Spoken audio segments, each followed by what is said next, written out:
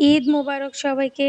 এখনো ঈদ মোবারক দিতেছি। কারণ হচ্ছে ঈদ তো ৩ দিন বা ৭ দিন পর্যন্ত শেষ হয় না।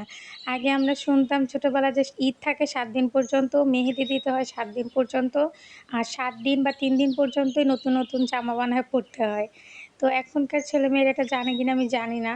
তবে কয়েক বছর আগেও যখন আমি একটু ছোট ছিলাম তখনও শুনতাম যে ঈদ থাকতে ৩ দিন পর্যন্ত, ৭ দিন পর্যন্ত।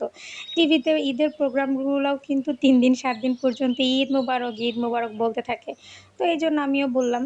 তো সোফাটা ঝাড় দিয়ে নিলাম, ঘরটা একটু গুছায় নিলাম। আর এই যে সোফার উপরে যে কাপড়টা বিছাইলাম এটারে কি বলে আমার এই মুহূর্তে মনে নেই। এটা আমি নিজেই বানাইছি।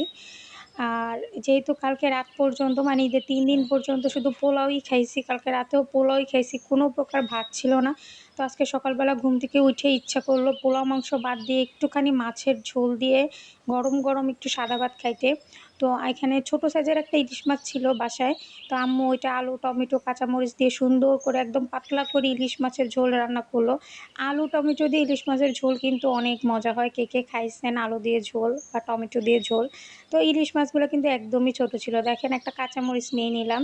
যেমন ভাত গরম তেমন মাছের তরকারিটা গরম। এত মজা লাগতেছিল এতদিন পরে ভাত খায়ে। ৩ দিন পর্যন্ত যে কি পরিমাণ পোলাও আমি খাইছি।